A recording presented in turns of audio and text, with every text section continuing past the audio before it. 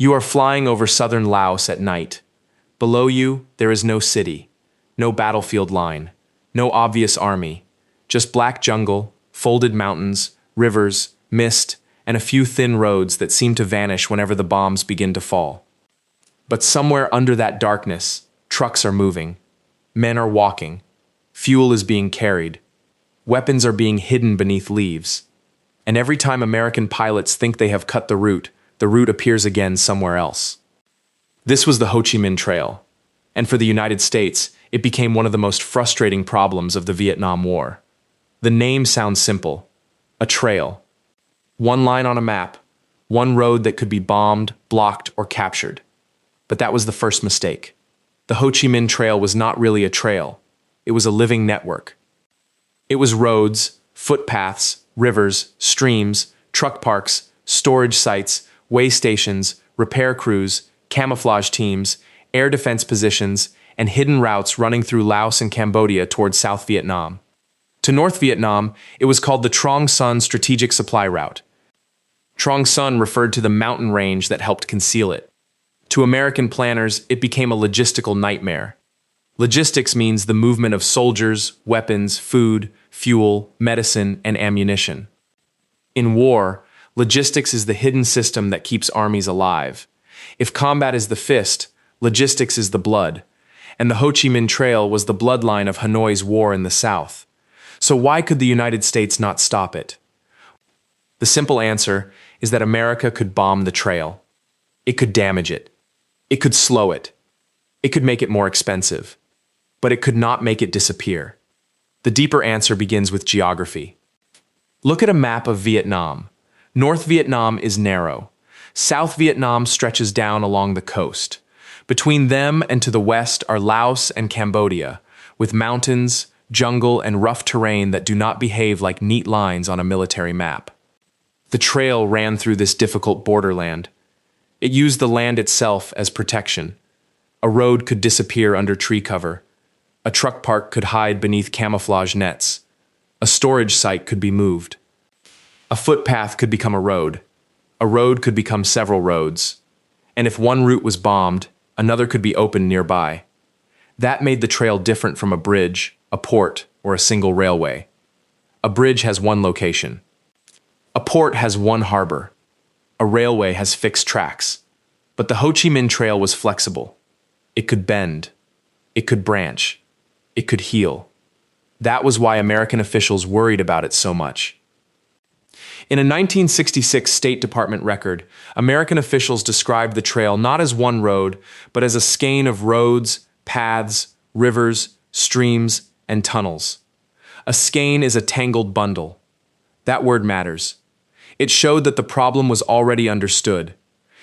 The United States could harass the route from the air. But harassment was not the same as interdiction. Interdiction means cutting an enemy's movement so effectively that supplies cannot get through. And that was the goal America struggled to reach. Why? Because stopping movement from the sky is much harder than destroying things from the sky. A bomb can crater a road, but a crater can be filled. A bomb can destroy a truck, but another truck can arrive. A bomb can burn a storage area, but supplies can be dispersed into smaller caches. A cache is a hidden supply point. If one cache is discovered, others may survive. The North Vietnamese understood this. They did not need every truck to survive. They did not need every road to remain open. They only needed enough supplies to keep moving south. That word, enough, explains much of the war. America often thought in terms of destruction. How many trucks destroyed? How many bridges hit? How many tons of bombs dropped? How many sorties flown? A sortie is one combat flight by one aircraft. But Hanoi thought in terms of endurance. How much survived? How fast could the road be repaired? How many porters could move at night? How many trucks could be hidden before dawn? How much could still reach the battlefield? Those were different measurements of success. From 1965 onward, the United States used massive air power against the trail. Operation Rolling Thunder attacked North Vietnam and tried to pressure Hanoi through bombing. Steel Tiger and Tiger Hound targeted infiltration routes in Laos. Later, Operation Commando Hunt focused heavily on the trail after the bombing halt over North Vietnam in 1968. American aircraft hit roads, river crossings, trucks, storage areas, and suspected choke points. A choke point is a place where movement is forced through a narrow area. If you can destroy a choke point, you can slow everything behind it. But on the Ho Chi Minh Trail, choke points often multiplied. A bombed ford could be replaced by another crossing. A damaged road could be bypassed. A bridge could be rebuilt or avoided. A truck convoy could wait under jungle cover until night. The trail was not just a line. It was a system built to survive attack. And that system had people. This is the part that can disappear when we talk only about maps and bombing campaigns. Behind the trail were engineers, drivers, porters, anti-aircraft crews, cooks, medics, laborers, scouts, and repair teams. The 559th Transportation Group, created by North Vietnam in 1959, became the organization responsible for moving men and supplies down the route. Over time, it grew from a small transport command into a vast logistical machine. Its job was simple to describe and brutal to perform. Keep the trail open. Every day, every season, under bombs, through mud, through disease, through mountains, through darkness. If aircraft hit the road at night, crews repaired it before morning. If a bridge was destroyed, workers built a bypass. If trucks could not move, porters carried loads. If fuel was hard to transport, pipelines were pushed through the jungle. If aircraft hunted convoys, drivers learned to move at night and hide by day. This was not primitive chaos. It was adaptation. American technology forced the trail to evolve. And each time it evolved, it became harder to stop. The United States tried to solve the problem with more technology. Operation Igloo White was one of the strangest examples. The idea was to turn the jungle into something that could be listened to. Sensors were dropped along suspected routes. Some detected vibrations. Some detected sound. Aircraft relayed signals to an intelligence center in Thailand, where analysts tried to determine whether the jungle noise meant trucks, people, animals, or weather. It was an electronic battlefield, a hidden war of signals. For a modern audience, it can sound like an early version of surveillance warfare. But even this did not solve the trail. Why? Because information is not the same as control. A sensor could suggest that something was moving. An aircraft could be sent. A bomb could be dropped. But the jungle remained confusing. Trucks moved at night. Weather interfered. False signals happened. Bomb damage was hard to confirm. And even when strikes worked, the question remained the same. Did they stop the system? Or only damage one part of it? The trail also survived because the war had political limits. Laos was officially neutral under the 1962 Geneva Accords. Neutral means a country is not supposed to be part of the war. But the trail ran through Laos. North Vietnam used that territory. The United States bombed parts of that territory. Yet openly sending large numbers of American ground troops into Laos was politically dangerous and restricted. That created a strange situation. The trail was central to the war, but much of it ran through places where the United States could not fight openly in the normal way. American air power could reach it. Special reconnaissance teams could observe parts of it. South Vietnamese forces later tried to cut it during Operation Lam Son 719 in 1971, with American air and logistical support. But a permanent American ground barrier across the trail was never created. The geography was too hard. The politics were too sensitive. The enemy's defenses were too strong. And the trail was too flexible. Operation Lam Son 719 showed the problem clearly. The goal was to strike into Laos and disrupt the trail near Chapone. Chapone was a key area in the trail network, but the operation became extremely costly. North Vietnamese forces fought hard.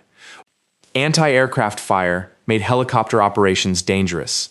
The attacking South Vietnamese forces suffered heavy pressure. The raid showed that even when the trail could be reached on the ground, holding or severing it was another matter.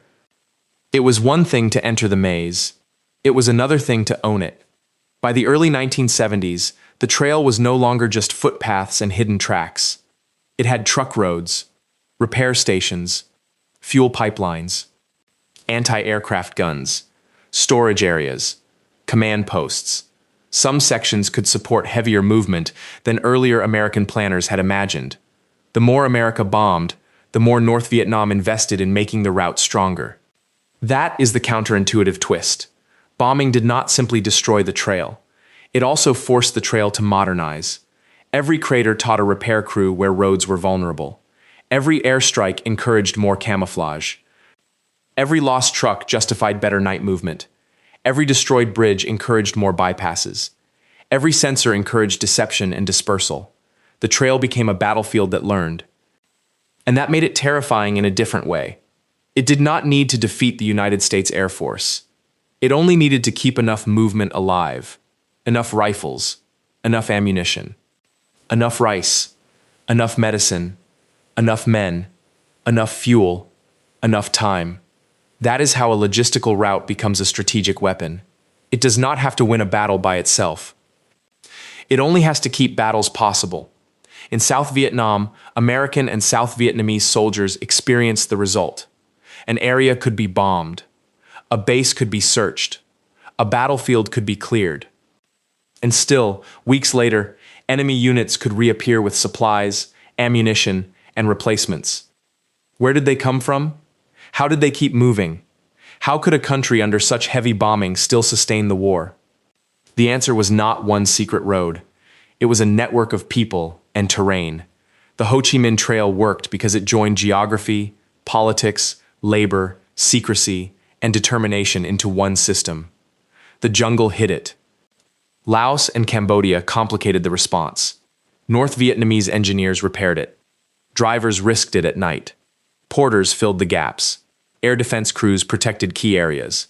Commanders accepted losses and kept the flow moving. The United States could punish the trail, but punishment is not the same as control. That was the lesson. A powerful military can dominate the sky and still fail to control the ground beneath the trees. It can see more than any army in history and still miss the meaning of what it sees. It can drop millions of tons of bombs and still discover that a road is not just a road if thousands of people are willing to rebuild it. Today, the Ho Chi Minh Trail is remembered not only as a supply route, but as a symbol of asymmetric war. Asymmetric war means a weaker force does not fight the stronger force in the stronger force's preferred way. It chooses another method. Not tank against tank, not plane against plane, but patience against speed, dispersal against firepower, repair against destruction, geography against technology. The United States could hit the trail again and again, but North Vietnam only had to answer one question after every attack. Can something still get through tonight? For years, the answer was yes. And that is why the trail mattered. It showed that in Vietnam, stopping an army was not only about killing soldiers or destroying weapons, it was about stopping movement, stopping repair, stopping adaptation, stopping belief.